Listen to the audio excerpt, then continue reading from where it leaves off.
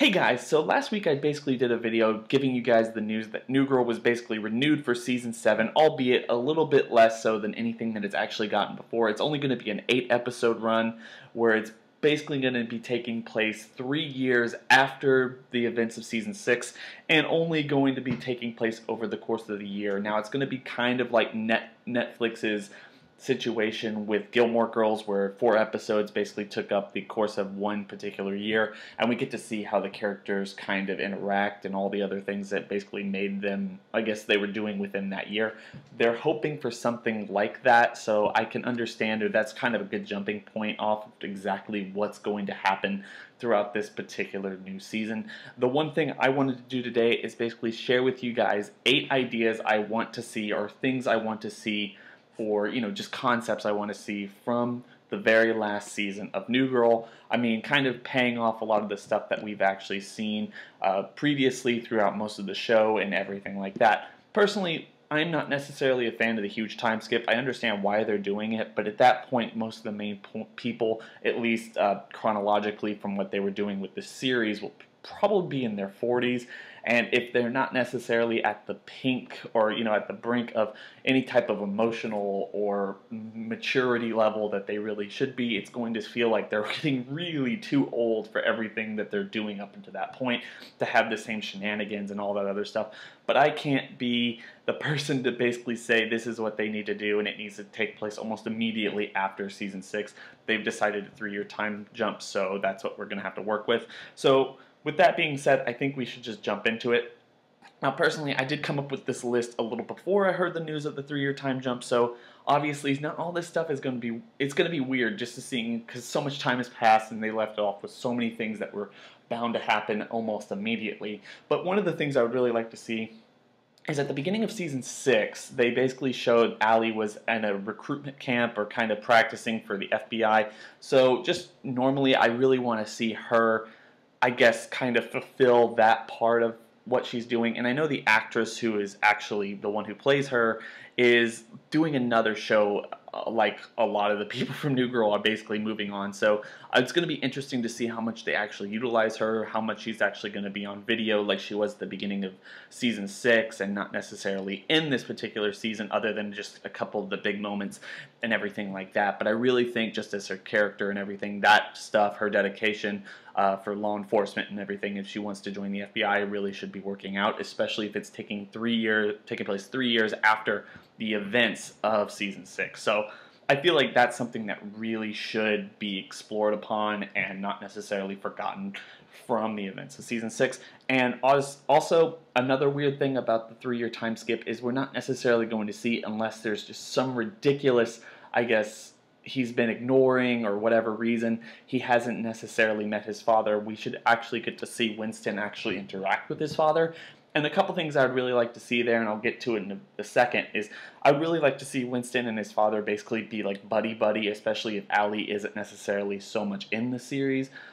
as we'd want her to be, because obviously after 3 years, Winston and Allie should have married by now, even though they were engaged, and there was no indication of exactly when they were getting married. They should have been married within 3 years, so we're not necessarily going to get to see that, albeit in some kind of flashbacks or anything like that. So if Allie isn't necessarily in the series,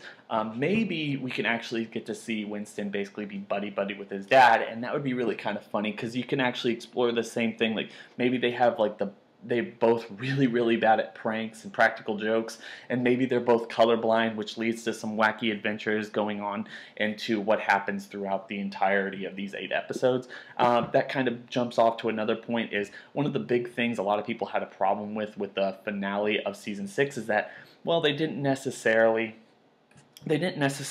actually do anything to indicate they were going to show Coach, or Coach was kind of really out of their lives throughout the majority of the last 2 seasons, and a lot of people wanted Coach to at least appear in some way, shape, or form throughout that particular landscape or that particular storyscape that they were trying to build. And obviously there wasn't necessarily a place for him at the end of Season 6, but if they were going to bring it back for these 8 episodes, there's probably a good story to be told there. And one of the things this show is actually kind of geared towards, at least for the last couple seasons, ever since probably season 4, is the fact that, they're getting to the age where everyone kind of needs to get married and move on and actually grow up with their lives. And obviously, Coach Brent basically left and moved away and everything because he was actually in love and everything like that. So seeing probably the whole gang to get together at least for one episode to go to Coach's wedding would be something pretty special. And like I said, if you're not necessarily going to have Allie there, I mean, that would probably be a good place for her to show up anyway, but if you're not going to have her there because of the actors or the actresses' prior commitments or anything like that that she's already agreed to, then we're going to have to basically use Winston and whoever they get to play his father, which I believe should be really someone, like a legendary actor. If it could be like Denzel Washington, that would be really awesome, or anybody else that would be just absolutely perfect to put in that particular role, would be completely epic. But you can have Winston and his dad basically going around and pranking the wedding just because, for old time's sake and anything like that, and then just be completely terrible at it, considering that was like a running joke throughout the entirety of the series for the most part. They did that all the time. Another thing that you kind of miss out on by doing this huge time skip is the fact that Cece and Schmidt do have a baby coming on along the way, and you can't necessarily make Cece still pregnant during that time period. So one of the things they would probably have to do is just, at that point, the baby would probably almost around a toddler's age or around 2.5, depending on how much time kind of elapses. So you can't necessarily ignore the baby throughout that entirety of that year. But one of the things you could do is you could make it so the baby is a girl, and basically taking up the mantle for the group as being the new girl and kind of keeping with the namesake of the show. And it would be kind of funny for someone to at least mention that, just kind of a little heartwarming thing, a wink and nod to the fans that that's exactly what they're trying to do there. I think that would be something that would be kind of respected and something that the entire fandom would kind of have a nice little moment on. I would really like to see that. Moving forward, I feel like one of the things that we could really do here is for Schmidt would be really to, I guess, have him meet Michael Keaton, whether it's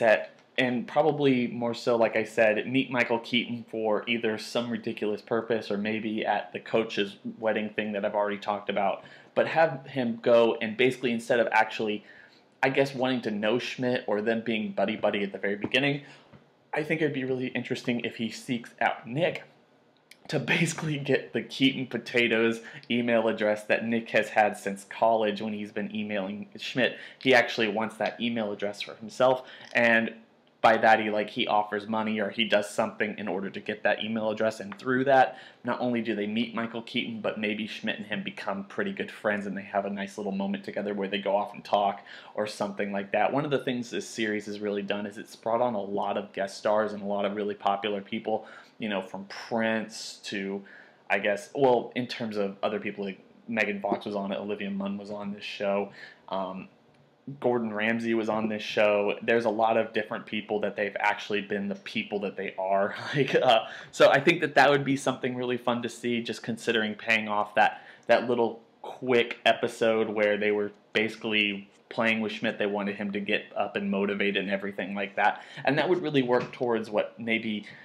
Schmidt's biggest purpose in this particular season, considering the time skip. Maybe he gets promoted, or maybe he even takes over as the president of his advertising company that he's been working for this entire time. I think would be pretty awesome to see. Something that would be interesting just to kind of look at, and obviously kind of an end to his emotional professional character arc. But I know the series took a lot of time to basically develop his particular set of skills or his particular profession outside of people like Nick or Winston or anybody like that. So maybe at this point he doesn't necessarily need that. He's already kind of reached the pinnacle that he wanted, even though he can reach farther. So maybe it would just be nice to give him this little moment between Michael Keaton if they could make that work. I feel like a lot of fans would consider that one of the best things about the show and something that would really pay off. Even just that little small episode that they did that I felt was really, really funny. Next, I would really like to see like the Pepperwood Chronicles getting a movie adaptation after so many years had passed, and obviously at the end of season 6, Nick was already working on the second book of the series. So having the Pepperwood Chronicles it's basically about him maybe getting done with the third book and getting a new kind of YA adaptation craze getting started, or something where instead of making dystopian futures, they're going to make these, hard, kind of dark detective novels that all these little girls love, and all the stuff that we had at the end of season 6. So not only have they optioned the movie, but they're filming in New Orleans, and they really want Nick to go down and basically supervise and be person like that. And one of the things that kind of puts a strain on Nick and Jess's relationship is the fact that, not only is he growing up, but now they're going to have this distance, and both of them have done distance before throughout this series, and it's been really hard on them. And obviously they're going to have to kind of deal with that. And I feel like that would be something that would be really pushing on, because not only is Nick going through this new life changing where he's actually becoming better than he was before, but at the same time, Jess is in that situation where she finally, at the very, throughout, finally reached the pinnacle of what she wanted as being a principal. And one of the things you can make it to even more, I guess, make it more unique is the fact that maybe she actually gets a job opportunity or something like that. Maybe at the end where they finally end up that they want to be together, and instead of just the fact that instead of you have something like she's getting something and she wants to continue to work in LA, maybe she finds a better job or something like a superintendent job that they want her for in Florida, because that was where that's basically where Nick kind of really found himself writing the Pepperwood Chronicles. So maybe he has some kind of connection to there, and maybe that's the little thing that we know, and the big life moment that we get is that not only does Nick get to have his dream, but maybe Jess gets to take the next step in her career as well, and they get to go together. And instead of, I guess, being in LA, they basically both leave the loft that way, and they move to a completely other state. Maybe that would be something I'd like to see. I think one of the things I'd really like to see here is, I guess the last thing I'd really like to see here is the fact that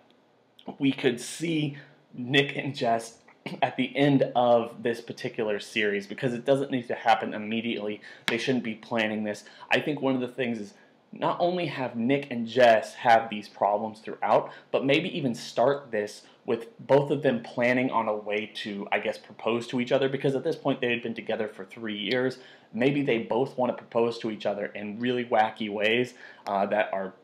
kind of akin to who they are. Neither of them know that either of them are proposing to each other. No one will tell them, and this strain on the careers and everything they're going through basically gets in the way, and they consider whether or not it's even worth them to actually continue on with the relationship with this particular strain, even though they're both considering proposing to one another. And at the very end of the show, actually they both actually propose to each other at the exact same time, and that's kind of how you end it, with the fact that they're moving away, and they're both ready to get married, and they know they're both ready to get married because throughout this 8 episodes or something, they've both been planning in secret basically how they're going to propose to each other. So I think that would be something that would be really, really worth seeing. Not that exactly that was 8. I don't even know how many things that was. I honestly just kind of went off the top of my head. It's some things that I would really like to see in these upcoming 8 episodes that we get from the season 7 of New Girl. So with that being said, please make sure to go into the comment section below. Please tell me what you think about New Girl, what you would like to see in this upcoming season, and if any of my ideas really sparked any interest with you, stuff that you would like to see and anything like that. So with that being said, don't forget to rate, comment, subscribe, share this video out to all your friends, and I'm going to catch you on the next video.